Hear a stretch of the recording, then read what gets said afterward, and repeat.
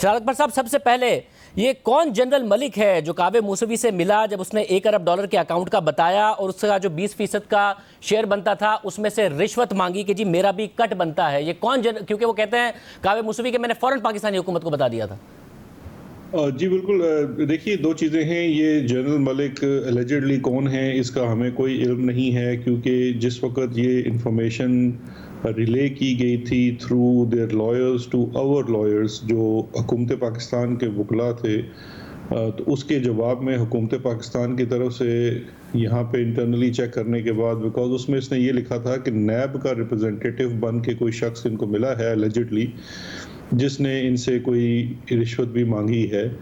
और उसके साथ साथ उसी लेटर में उसने एक और इंसिडेंट का जिक्र किया था 2016 का, कि कोई शख्स मिला है जो नवाज शरीफ साहब का अपने आप को रिलेटिव बताता है और उसने कुछ क्रेडेंशियल्स भी दिखाए हैं।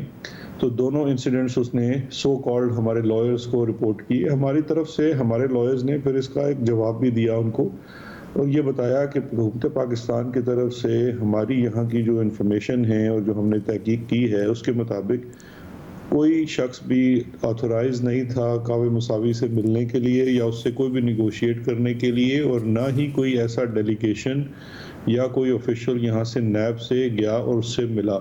अब वो कौन शख्स था, क्या नहीं था, अब इसको जज करने के लिए तो इंटरनली यहाँ से करके उनको उस वक्त बता दिया गया। कावे मुसावी को ये चाहिए था, और ये बात वो शायद खुद मानता भी है, कि उसको ये चीज़ लंदन में मेट्रोपॉलिटन पुलिस को रिपोर्ट करनी चाहिए थी। चाहे कोई शख्स इसको पहले मिला नवाज शरीफ का रिप्रेजेंटेटिव बन के या बाद में हुकूमत पाकिस्तान का रिप्रेजेंटेटिव बन के, दोनों अगर इसका एलिगेशन दुरुस्त है तो बरतानी कवानीन की खिलाफ वर्जी है, और लंदन मेट्रोपॉलिटन पुलिस का जो एंटी करप्शन यूनिट है वो उसके ऊपर बिल्कुल कार्रवाई कर सकता है और बेहतर इन्वेस्टिगेट भी कर सकते हैं। क्योंकि कोई शख्स अगर पाकिस्तान से बाहर से आया है तो उनके मुल्क में आया है, उसके पास उनका डेटा होगा, वहाँ पे CCTV फुटेजेस हैं।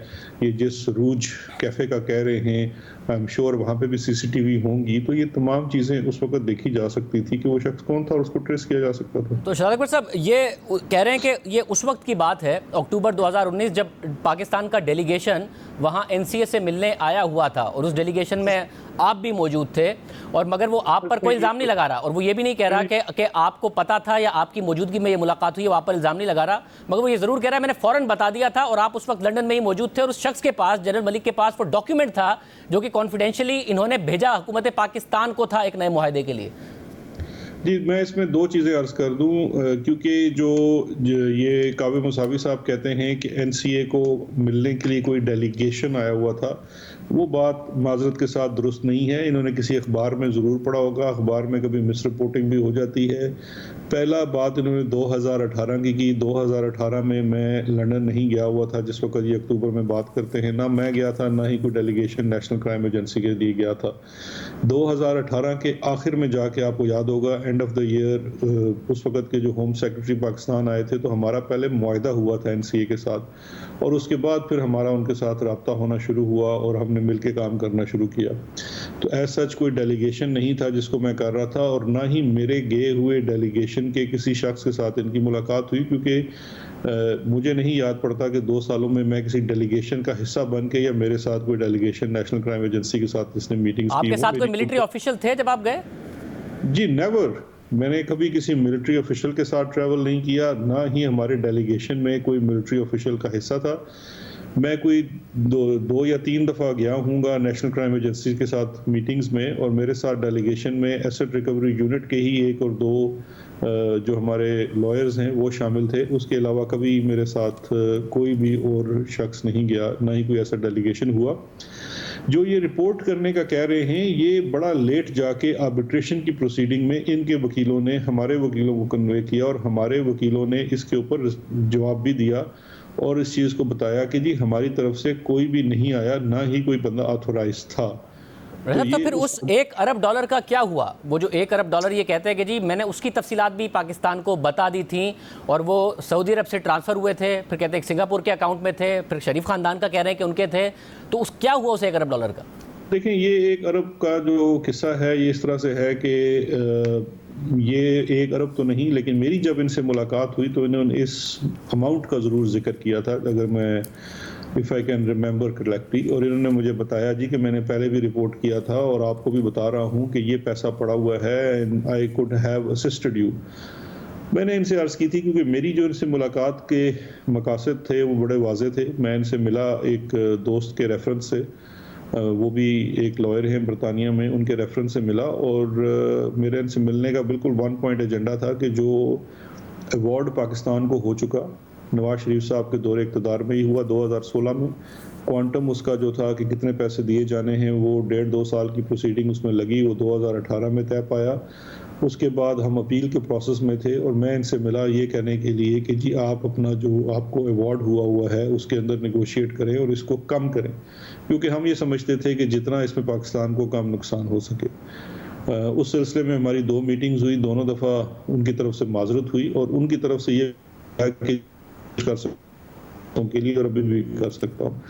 मैंने इनसे उस पे तफसील जानना चाहिए, इनसे पूछा कि कोई मुझे बता दीजिए कि हम आप पे अगर ट्रस्ट करते हैं तो उसके लिए कोई हमारे पास डिटेल्स होनी चाहिए, कोई मुझे नज़र आना चाहिए कि आप जो चीज़ कह रहे हैं इसमें कोई हक़ाइक़ हैं। क्योंकि देखिए जिस वक़्त ब्रॉडशीट को 2000 में हायर किया गया था उस वक़्त हमारी इंटरनेशनली एसेट जो ट्रेसिंग थी उसके कुछ और पैरामीटर्स थे। इस वाली बात को अगर मैं जानना चाहूँ, आपने इनसे कहा कि जी $1 अरब की जो आप बात कर रहे हैं उसके मुझे कम से कम कोई सबूत दिखा दीजिए, तो क्या कोई कन्विंसिंग सबूत इनकी तरफ से आपको नहीं दिखाए गए?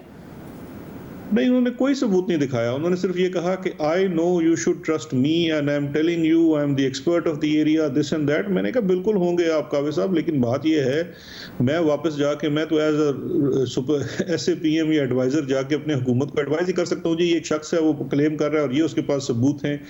लेकिन आप मुझे ये कहते हैं कि पहले मेरे साथ नया एग्रीमेंट साइन करो और फिर मैं आपको सबूत दिखाऊंगा, तो वो मेरे लिए बड़ा मुश्किल हो जाएगा कि मैं एक हवा में एक चीज़ के ऊपर कहूँ कि जी इनको एंगेज कर और लिया ये जो जाए। क्लेम कर रहे हैं कि मैंने तो हुकूमत पाकिस्तान को बता दिया था, नैब से जाके पूछ लें क्या सबूत मैंने दिए थे इस अकाउंट के, वो भी कोई सबूत नहीं दिए गए इनकी तरफ से? इसका मुझे इल्म नहीं है। अगर उन्होंने नैब को इसको सबूत दिए होंगे तो वो नैब के पास होंगे। मेरी तो जो इन्फॉर्मेशन है इस चीज़ के ऊपर भी, और उसके बाद जो नैब से भी लोग डील कर रहे थे उनसे भी मैंने पूछा कि आपको कुछ है, तो उन्होंने भी इससे इनकार किया कि उनके पास कोई इस किस्म के सबूत नहीं है। और वज़ीर आज़म के इल्म में आप ये बात लेके आए थे कि $1 अरब की ये बात कर रहा है कावे मूसवी, क्या वज़ीर आज़म के इल्म में ये बात लाया आप? मुझे अब सही तरह से देखिए याद नहीं है वज़ीर आज़म के इल्म में, क्योंकि मोस्टली जितनी हमारी विजिट्स होती हैं उसकी विजिट रिपोर्ट भी होती है और बिल्कुल मैंने उनको शायद बताया भी हो या नहीं बताया हो, मुझे एग्जैक्टली याद नहीं है। लेकिन ये इतनी सरसरी बात उन्होंने की थी, $1 अरब तो उस वक्त कहा ही नहीं था। उन्होंने कहा था सब्सटेंशियल अमाउंट है, सिंगापुर के अकाउंट में है। और ये कावे मुसावी पहले शख्स नहीं थे जिन्होंने हमसे बात की थी, 2-3 और लोग भी आए थे जिन्होंने हुकूमत पाकिस्तान को ये प्रपोजिशन किया था जी कि उनकी सर्विसेज इंगेज की जाए, और वो भी इससे मिलती जुलती बातें करते थे कि जी फलां मुल्क में किसी शख्स के और इसके इतने पैसे पड़े हुए हैं। तो मैंने सबसे एक ही बात पूछी थी कि आप अगर ये समझते हैं, ये आपके पास इंफॉर्मेशन है, तो आप इसकी डिटेल्स हमारे साथ शेयर कीजिए, फिर हम आपके साथ टर्म्स एंड कंडीशंस तय कर सकते हैं कि आपकी सर्विसेज को कंडीशनल फ़ी पे हायर किया जाना है या आपको इसमें कोई हिस्सा दिया जाए या आपको सिर्फ जो आपके चार्जेस हैं वो दिए जाएं। ये तब बातें होंगी जब आप हमें कोई चीज़ें दिखाएंगे। तो किसी भी शख्स ने हमें कोई उसके सबूत, कोई अकाउंट्स, कोई उसकी आइडेंटिफिकेशन, कोई डॉक्यूमेंट्स नहीं दिखाए कभी। और ज़फ़र अली QC ये एक बैरिस्टर हैं जो कावे मूसवी से मिले और उन्होंने कहा मैं पाकिस्तान जा रहा हूं, और फिर उन्होंने क्लेम किया कि वो पाकिस्तान में असद उमर से मिले, पाकिस्तान के अटॉर्नी जनरल से मिले, पाकिस्तान के लॉ मिनिस्टर से मिले, फिर वज़ीर आज़म इमरान खान से मिले, और इस $1 अरब के अकाउंट के हवाले से उन्होंने बताया, और फिर वो बाद में आपसे भी मिले और ये मुआहदा बाकायदा तौर पर होने जा रहा था। और ये वही मुआहदा है कि जब उन्होंने भेजा पाकिस्तान तो एक जनरल मलिक साहब लेके पहुँच गए इनके पास बरतानिया कि ये आपने भेजा है, हमसे डील करें और हमारा कट हमें दें। नहीं, ऐसा हरगिज़ नहीं है। मैं वो जो जनरल मलिक वाला और बरतानिया जाने वाला है उसका तो मैं नहीं, मेरे इल्म में नहीं है, तो मैं उस पर क्या बात कर सकता हूँ। लेकिन जो चीज़ मेरे इल्म में है वो बड़ी वाज़े से है कि जिस वक़्त हमारी हुकूमत फॉर्म हो रही थी तो ये ज़फ़र अली साहब आए थे, और जिस तरह मैंने पहले अर्ज़ किया ये वाहिद 1-2 लोग नहीं थे, इसके अलावा 2-3 फर्म्स और भी आई थी। ये ज़फ़र साहब आए थे, इन्होंने पहली एक मीटिंग की प्राइम मिनिस्टर से भी की, असद उमर साहब से भी की, मुझसे भी इनकी मीटिंग्स हुई।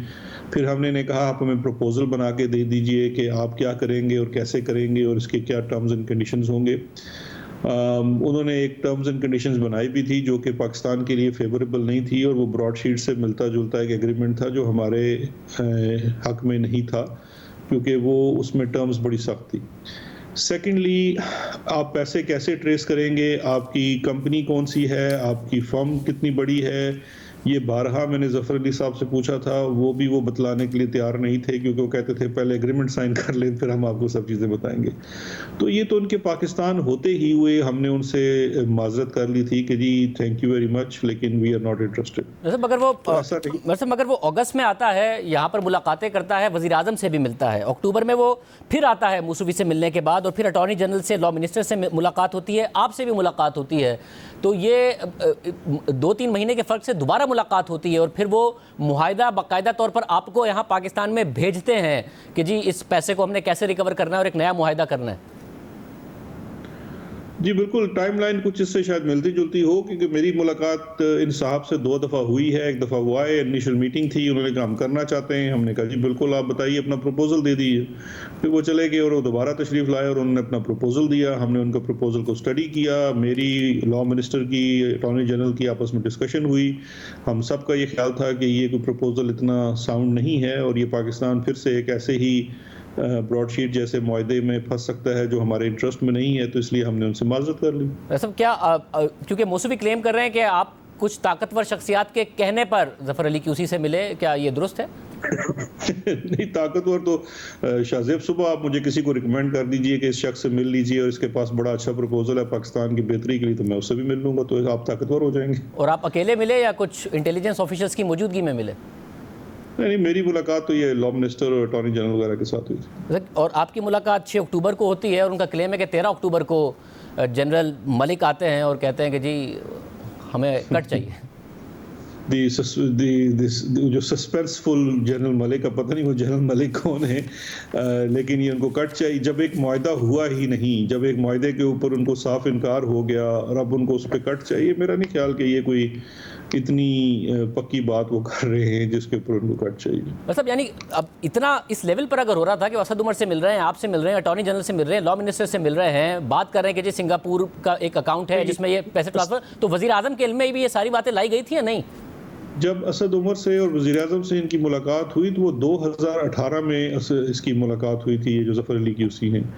ये 2018 में शुरू में जैसे हमारी बिल्कुल नई गवर्नमेंट फाइल फॉर्म हुई थी, ये उस वक्त की बात है, और बल्कि उस वक्त इनकी जो मुलाकात हुई थी, शायद हमारी गवर्नमेंट अभी ओथ ले रहे थे या ले चुके थे, ये उन दिनों की बात है जब मुलाकात हुई थी। और उसके बाद जब मैं अपना ये मुझे पोर्टफोलियो दे दिया गया और हमने उसके बाद by the end of year asset recovery unit भी इस्टेब्लिश हो गया, तो फिर इनकी जो नेक्स्ट मीटिंग्स थी वो मुझसे हुई, 1-2 मीटिंग्स हुई, और उन मीटिंग्स के अंदर फिर ऑफ कोर्स चूँकि इसमें लीगल इश्यूज होते हैं, इंटरनेशनल एग्रीमेंट करना होता है, तो फिर लॉ मिनिस्टर और अटॉर्नी जनरल जो उस वक्त थे वो भी आए, उनके साथ बैठ के हमने बातचीत की और वो वही था। तो शहजाद अकबर साहब, जो ज़फ़र अली क्यूसी की कम्युनिकेशन है मूसवी के साथ, उसमें वो वाज़े तौर पर बता रहे हैं कि जी जो $1 बिलियन की बात है और जो अकाउंट की बात है, मैं जाके पाकिस्तान में बताऊंगा, और मैंने वज़ीर आज़म को भी बताई है।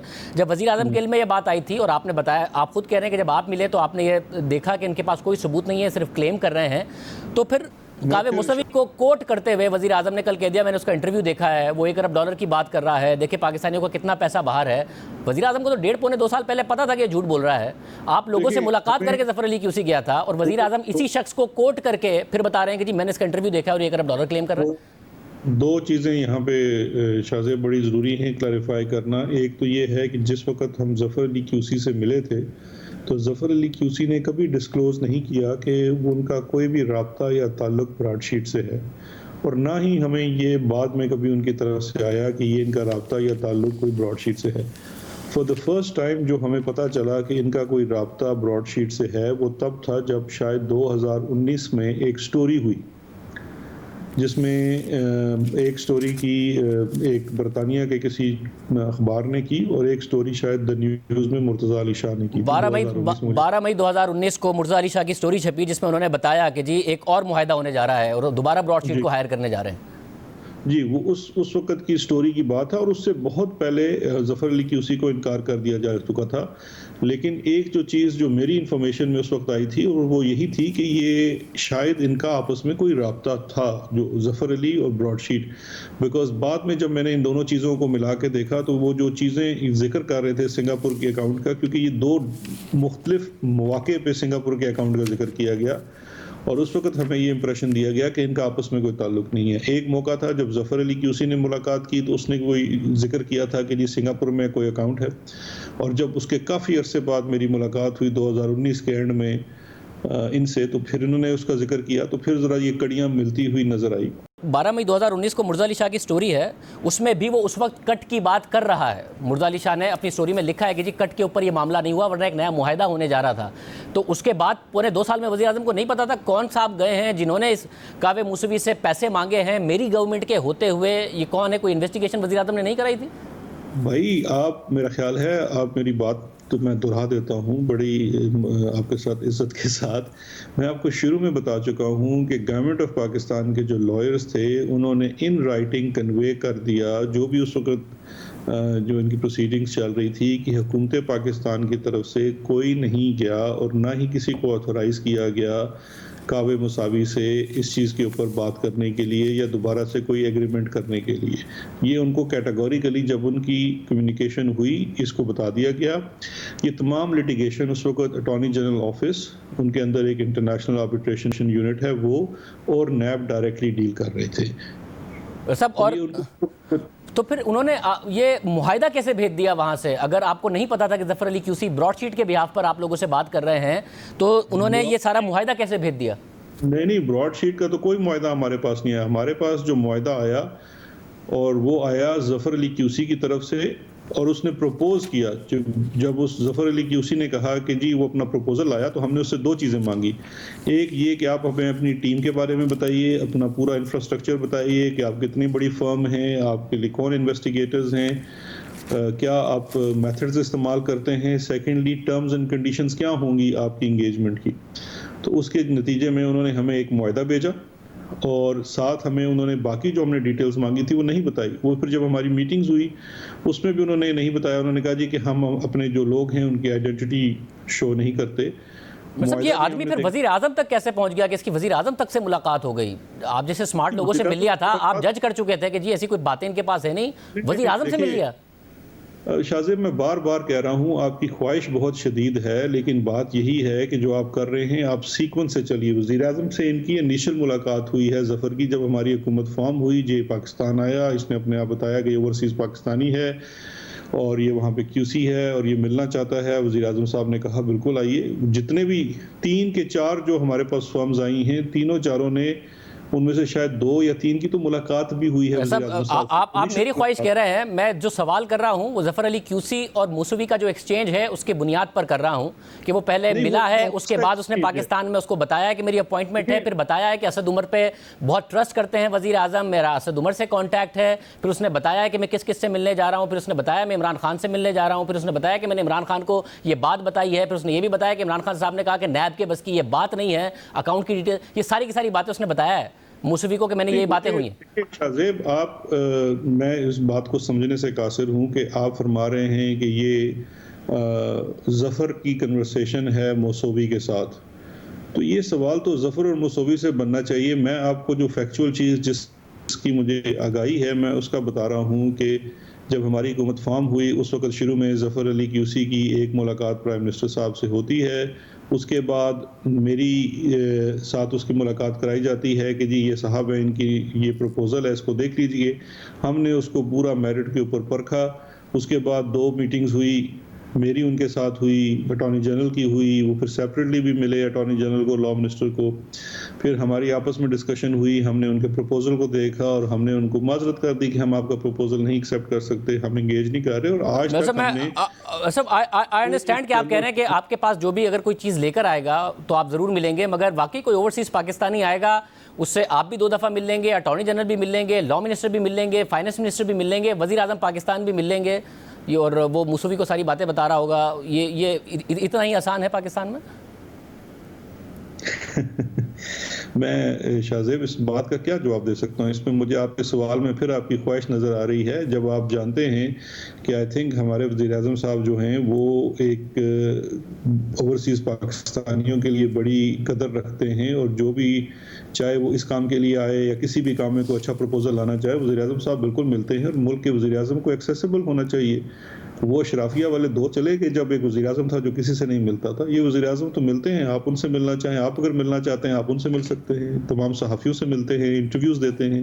अब कल आप उनके ऊपर ये एतराज़ लगा देंगे कि बहुत ज़्यादा इंटरव्यूज़ दे देते हैं, तो नहीं, ये तो एक एक्सेसिबल नहीं, वज़ीर-ए-आज़म एक अच्छी बात है। ये एतराज़ तो नहीं लगाते, मगर हाँ ये सवाल ज़रूर कर लेते हैं कि लोग प्रोटेस्ट कर रहे होते हैं और कह रहे होते हैं वज़ीर आज़म आ जाएं, और वज़ीर आज़म कह देते हैं कि मैं ब्लैकमेल नहीं होऊंगा, फिर बाद में जाते हैं तदफीन के बाद। मगर ये एक सवाल ये है शहजाद अकबर साहब कि इसमें जो इन्हें हम $28 मिलियन दे रहे हैं वो 20% दे रहे हैं जो रिकवर हुआ होगा, तो ये $140 मिलियन किससे रिकवर हुआ है?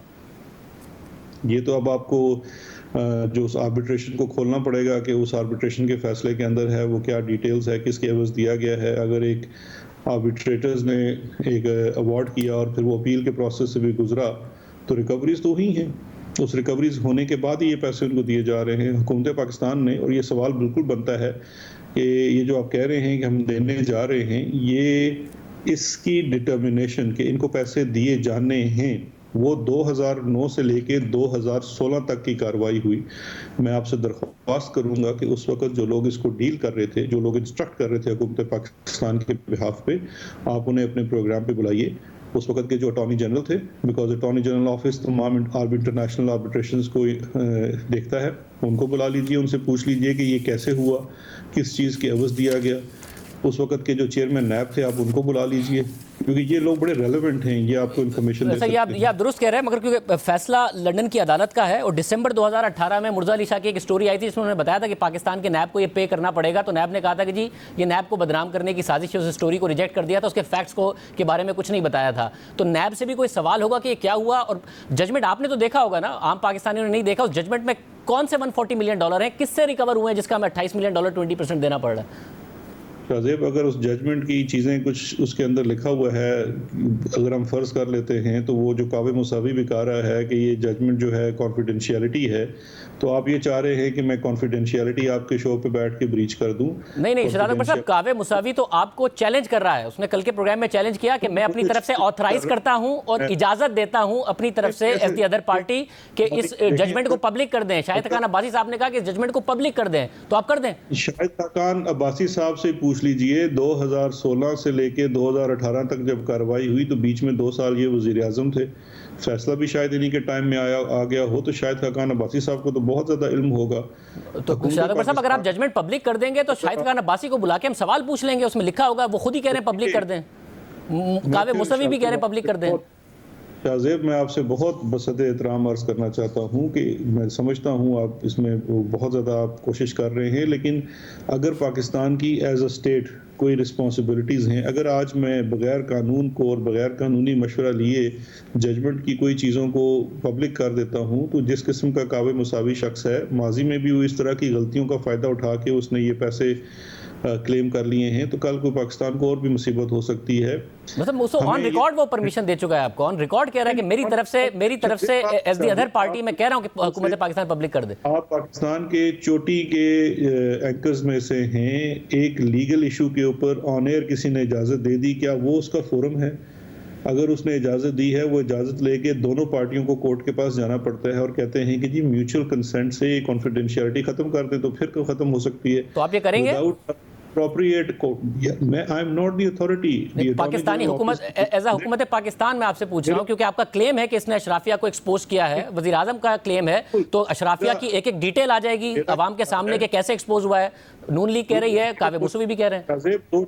शाहजेब, दो चीजें हैं। एक ये है कि हम पहले ही कह चुके हैं कैबिनेट लेवल पे कि इसकी तहकीकात करनी चाहिए, उसके लिए शायद मैं लास्ट वीक कैबिनेट की मीटिंग में शामिल नहीं था, लेकिन मुझे इत्तला यही आई है कि कोई कमेटी फॉर्म की जा रही है जो ब्रॉडशीट के एग्रीमेंट को इन डिटेल देखेगी और उसके बाद के होने वाली तमाम चीज़ों को देखेगी। उसके अंदर इसके अंदर जो इसका ऑर्डर है उसको पब्लिक करने की बात भी डिस्कस होगी, और अगर ये समझा जाए कि इसको पब्लिक करना है तो फिर हम उसको अप्रोच भी कर सकते हैं जो कोर्ट है लंदन में कि जी हम इसको पब्लिक करना चाहते हैं। तो ये तमाम चीज़ें उसका वही अप्रोप्रिएट फोरम है और उसके ऊपर बिल्कुल करनी चाहिए, और मैं आपके साथ एग्री करता हूँ कि ये करनी चाहिए, बिकॉज ये चीज़ें जब बंद दरवाज़ों में रहती हैं तो फिर बहुत सारे शुबात भी पैदा होते हैं। जब एक चीज़ हमारे दौर से पहले हुई, जिसने एग्रीमेंट किया वो हमारे दौर से पहले था, बाद में जो आर्बिट्रेशन की प्रोसीडिंग्स हुई हमारे दौर से पहले था, जब उसका अवार्ड आया हमसे पहले था, उसका क्वांटम हमसे पहले हुआ, तो पाकिस्तान तहरीक इंसाफ को तो इसके अंदर कोई किसी किस्म का हेजिटेशन नहीं होना चाहिए इसको पब्लिक करने में। और शाहद अकबर साहब, आपने प्रेसर में कहा कि अंजुम के हवाले से कि जी भतीजा भांजा नहीं है, जर्मनी का तो सदर है और इनको चाहिए कि बरतानिया में इसके खिलाफ केस करें, मूसवी के खिलाफ शरीफ ख़ानदान। अब ज़ाहिर है वो पाक फ़ौज के हवाले से बात कर रहा है, इंटेलिजेंस का अफसर कह रहा है, तो क्या हुकूमत पाकिस्तान भी केस करेगी कि जी पाक फ़ौज को बदनाम कर रहा है? देखिए, दो बड़ी एक सिंपल सी चीज़ है। मैंने कहा जी 2 इल्ज़ामात इसने लगाए हैं। एक इल्ज़ाम लगाया है कि जी एक अंजुम डार नामी शख्स ने उसको रिश्वत ऑफ़र की, और एक किसी जनरल मलिक नामी शख्स ने इससे रिश्वत मांगी। दोनों काम लंदन में हुए हैं। मैंने शरीफ फैमिली को कहा है कि जी आप वहाँ पे अप्रोच कर सकते हैं लंदन मेट्रोपॉलिटन पुलिस को, बिकॉज ये तो एक क्रिमिनल ऑफेंस है। करना तो कावे मुसावी को था, उसने नहीं किया। नहीं, उसने किया। उसने मुर्जा अली शाह को इंटरव्यू में बताया कि मैंने एनसीए को भी बताया था पाकिस्तान के साथ साथ, मगर एनसीए ने भी कुछ नहीं किया। तो अब आप बताएं ये क्लेम कितना दुरुस्त होगा कि वहाँ क्राइम है और एनसीए ने भी कुछ नहीं किया? ये वैसे बड़ी हैरत की बात है कि कावे मुसावी अकेला ही क्रूसेड कर रहा है। उसने पाकिस्तान को बताया, उन्होंने भी कुछ नहीं किया। उसने एनसीए को भी बताया, अंजुम डार के हवाले से उसने बताया कि मैंने दोनों को बताया, कुछ नहीं किया। एनसीए को भी देखना चाहिए, बिल्कुल। मैं तो मेरी अगर एनसीए से मुलाकात होगी तो मैं उनसे पूछूंगा। लेकिन ये देखें, एक सिंपल सी बात है, क्रिमिनल ऑफेंस है, उनको इसके ऊपर करना चाहिए। चले एनसीए को रिपोर्ट उसने की, उसने नहीं किया, हम कर देते हैं। 2 पार्टियां इस वक्त हैं, एक हुकूमत पाकिस्तान, एक वो है। मैं तो अपनी जाती काविश में कह रहा हूँ कि जी मैं इसको रिपोर्ट करने के लिए तैयार हूँ लंदन को, कि इन दोनों मामलात को देखा जाए। और शाहद अकबर साहब, आप फिर यही कहिएगा कि जो दूसरा मुआहदा और $1 अरब ये जितने भी ये क्लेम कर रहे हैं कि जी थे और कुछ नहीं किया हुकूमत पाकिस्तान ने, मैंने सारी डिटेल्स दे दी थी, गलत बयानी कर रहे हैं? नहीं, देखिए, जो वो कहते हैं जी कि $1 अरब का क्लेम कह देना। अब आप मुझे बताइए शाहजेब, आप मुझे कह दें कि जी $1 अरब कहीं पड़ा हुआ है और आप मेरे साथ मुआहदा कर लें, तो मुझे कम से कम उसकी तफसील तो बताएंगे ना। ठीक है शाहद अकबर साहब, बट वज़ीर आज़म से भी कहिएगा कि कावे मूसवी का इंटरव्यू सुन के कौम से खिताब ना कर दिया करें, तफसील तो ज़रा जान लिया करें। वज़ीर आज़म साहब का जो ट्वीट था वो बिल्कुल वाज़ेह है। तकरीर थी कल तकरीर की उन्होंने, तकरीर में कावे मूसवी का $1 अरब के क्लेम का जिक्र किया है। नहीं, $1 अरब के जो क्लेम का जिक्र किया है वो उसको एक मिसाल के तौर पे कह रहे हैं कि एक शख्स ये भी कह रहा है। लेकिन मेरा ये ख्याल है कि आपकी भी ख्वाहिश बहुत शदीद है कि किसी तरीके से उन फैक्ट्स को तोड़ मरोड़ के किया जाए। तो मेरी भी आपसे दरख्वास्त है। तोड़ मरोड़ नहीं, मैं तो आपके सामने सवालात रख रहा हूँ, अकेले थोड़ी बैठ के बातें कर रहा हूँ जो तोड़ मरोड़ के बात करूंगा। मैं तो आपके सामने फैक्ट्स रख के, तारीखों के साथ और स्टेटमेंट्स के साथ सवाल कर रहा हूँ शाहद अकबर साहब। मैं भी ऐसे ही आपको जवाब दे रहा हूँ मेरे भाई, बिल्कुल। बहुत शुक्रिया, बहुत शुक्रिया।